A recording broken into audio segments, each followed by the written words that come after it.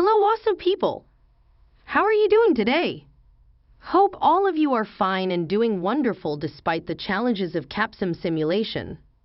We have been doing Capsim simulation for the past 3 years and we believe we are full of knowledge that can be useful to you. Before we proceed to today's topic, consider subscribing to our channel. Never miss something important about Capsim, other simulations, and many other important tips about educational topics in the future. Today's video is all about emergency loans. They are one of the headaches of Capsim, but don't worry because we are here to debunk it completely, never to disturb you again. It is quite difficult to solve a problem that we don't know. Therefore, it is prudent first to understand what emergency loans are. Emergency loans are loans that you never plan for while making a Capsim decision. These are the loans that the Capsim system is forced to give your Capsim business to keep it afloat within one round. This occurs when your round's expenditure exceeds your earnings. The most common causes of emergency loans include excess inventory and weak end-year cash balance. Scroll down to where you can see Erie's products and their other properties. 2 products in Erie's portfolio draw eyebrows. That is, Eat and Egg. For Eat, it had an inventory of 803 units, while Egg had 353. That is too much inventory. The problem with inventory is that they store money, and that money a Capsim company needs so desperately to keep it liquid. With limited money borrowed or taken through issuing stock at the beginning of the year, the company would need an emergency loan to bridge the gap whenever too much stock goes unsold. But why did Eat and Egg end up with so much inventory? Let us go to page 5 and check the performance of each product in Capsim traditional market segment. Let's start with the Ideal Spot.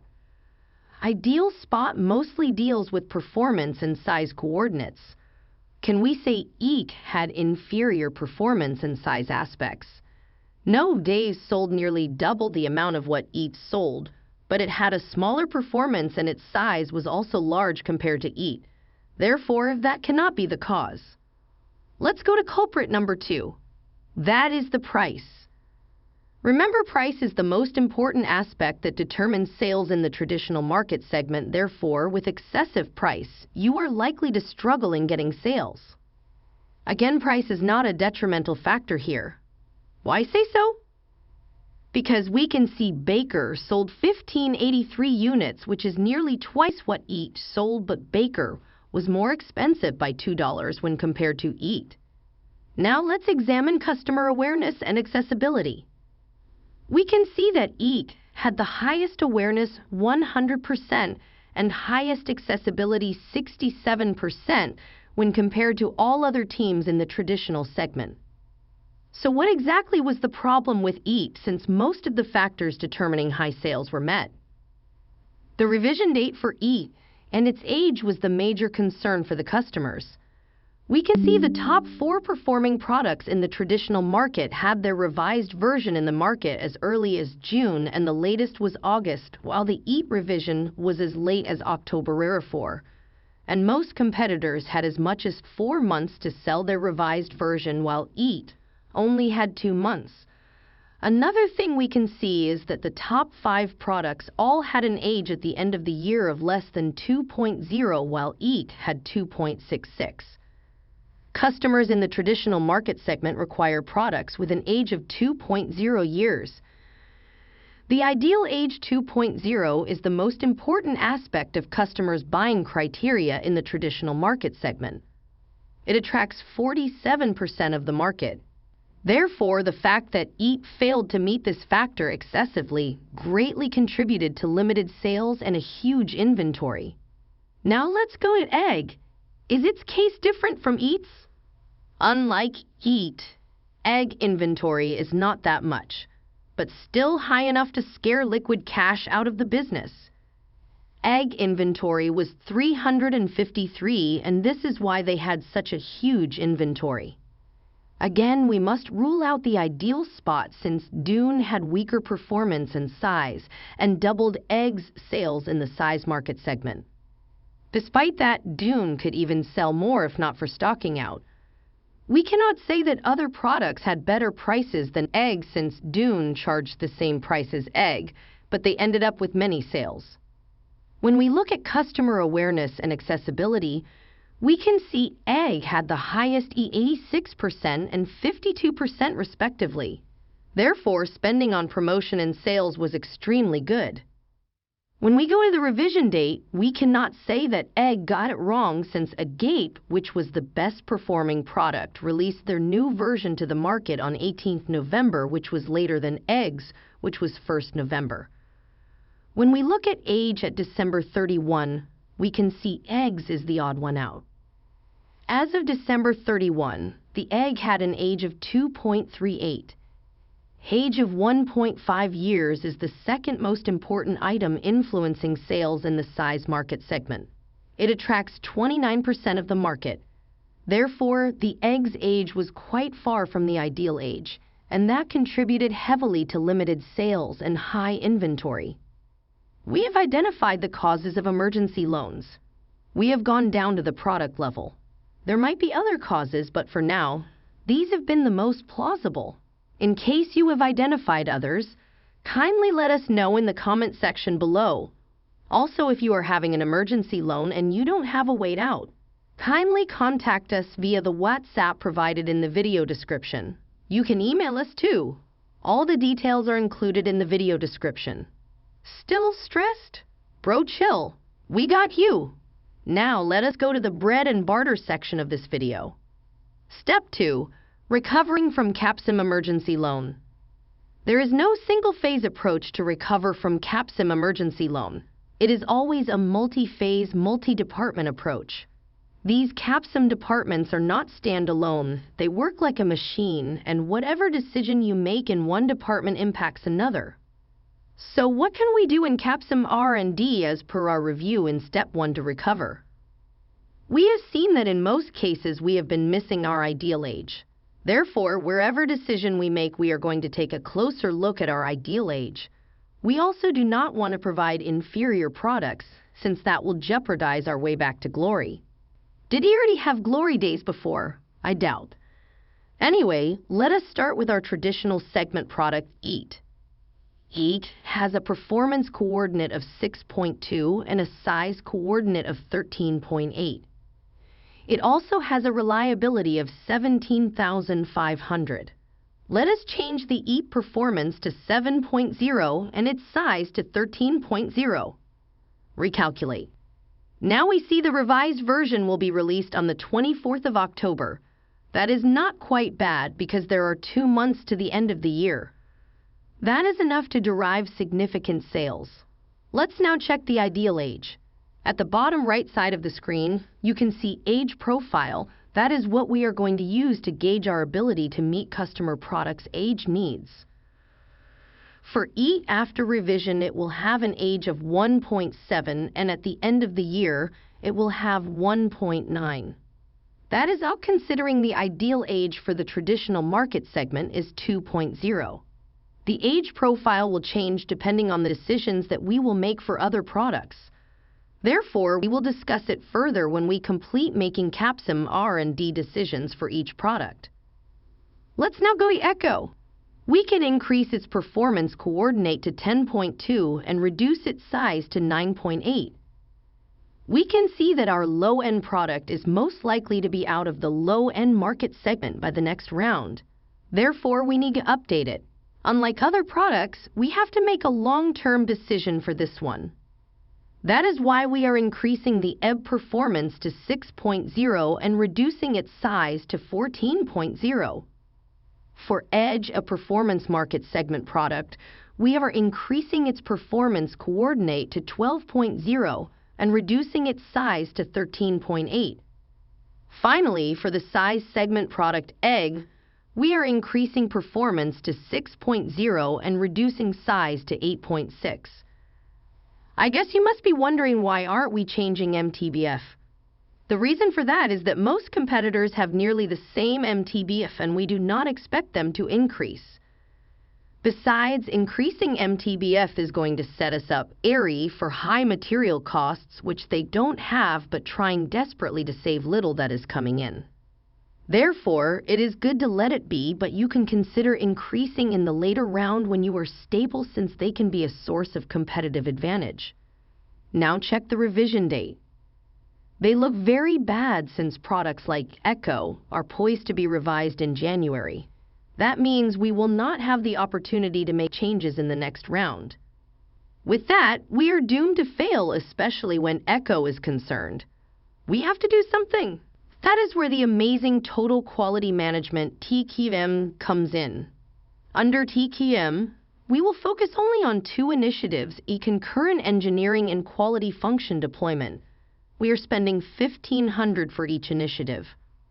Recalculate and go back to R&D to see its impact. Now you can see we have good revision dates, and also when you check our age profile, you can see we are close to the ideal age requirement for each product. For example, EAT will have an age of 1.8 by the end of the current year, which is a little bit lower than 2.0 years required. For Egg, we will have an age of 1.8 years by the end of the year, which is only 0.3 more than 1.5 years needed in the size market segment. Capsim marketing decisions to recover from the emergency loan. For EAT, we have a huge inventory. Therefore, we need to have competitive prices to clear off inventory. As you can see, in the previous round, we charged $27 per unit, which is still competitive, but that is not good enough.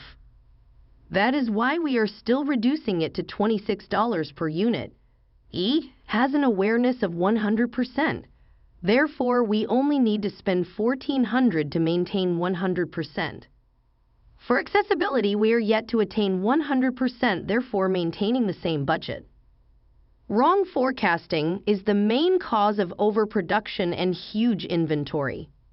Based on last year's result and our competitiveness, we have forecasted to sell 1,300 units of EAT.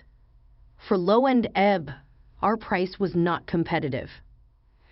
However, we managed to have the largest market share. Therefore, we have to reduce our price to maintain high sales volume. That is why we are reducing the price to $19 per unit. We have also managed to attain 98% awareness. That is why we are spending at least $1,600 in the promo budget to attain 100% awareness. We are not changing the sales budget. We are estimating to sell 2,800 units of EB.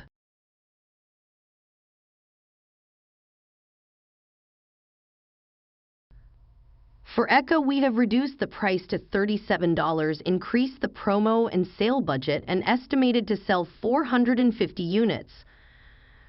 The goal is to have as low inventory as possible without stocking out.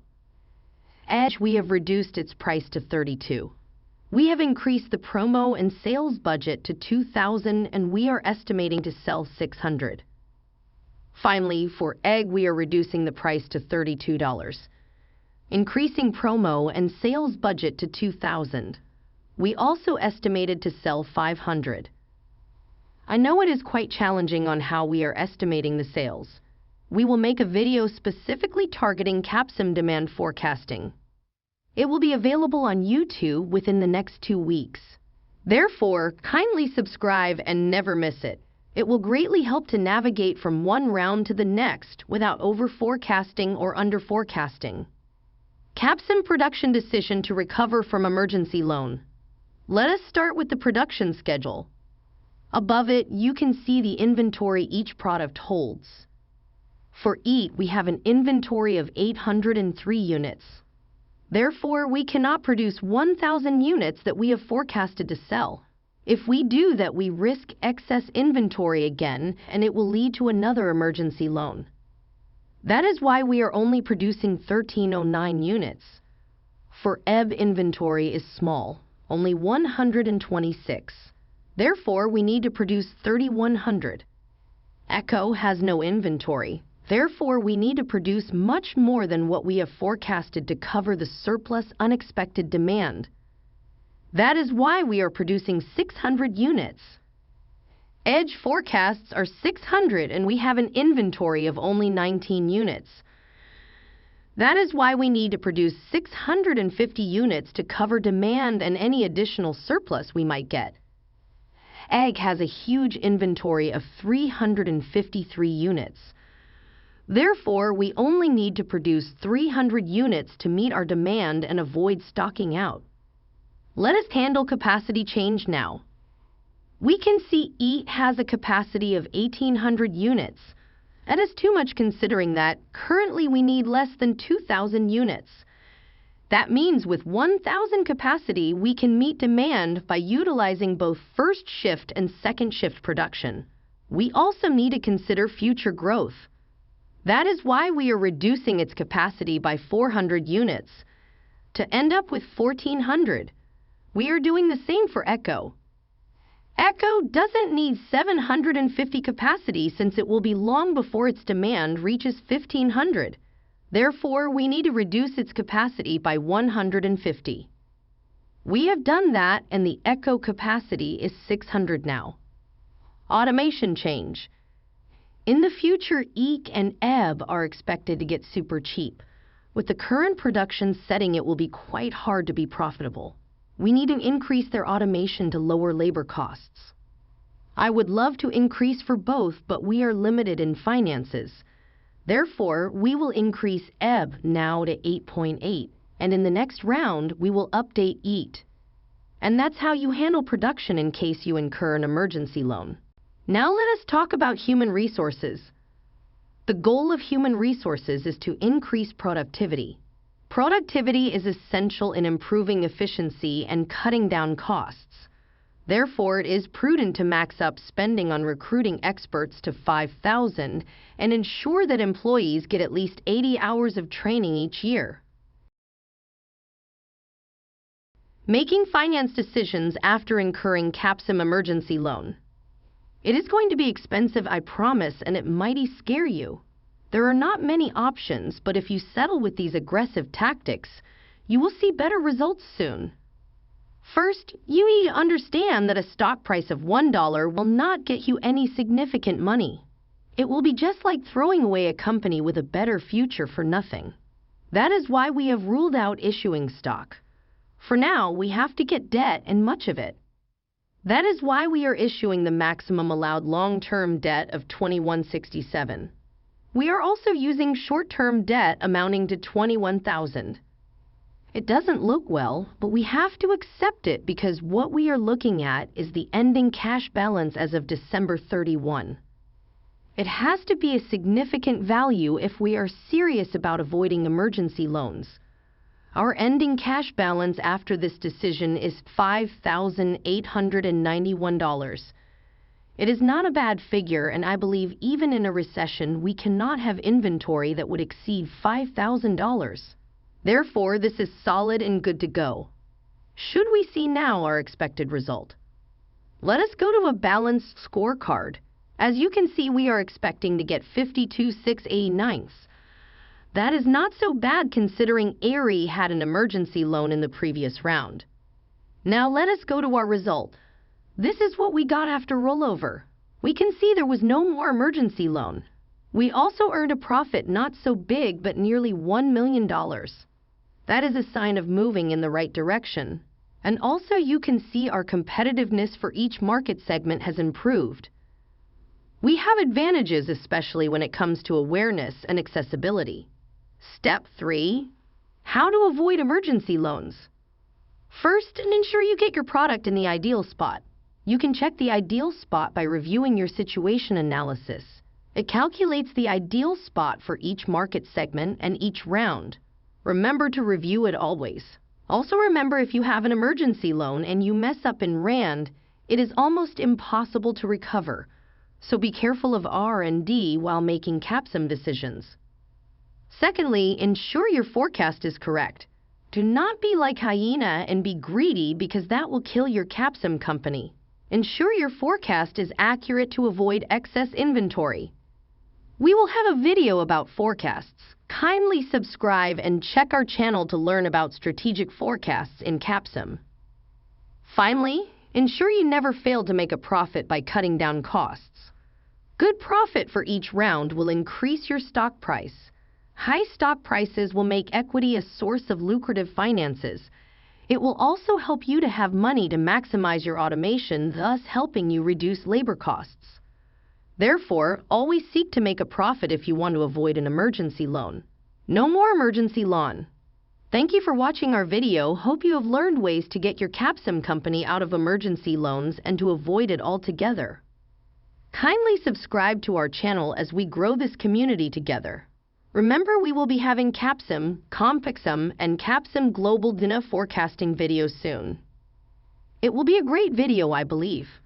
Make it a priority never to miss it, especially if you are taking Capsim right now. We also offer Capsim tutoring services. If you need personalized assistance, kindly WhatsApp us via the WhatsApp link provided in the video description. You can also email us. The email is on the video description too. Again, thank you for choosing to watch our video. Have a nice time.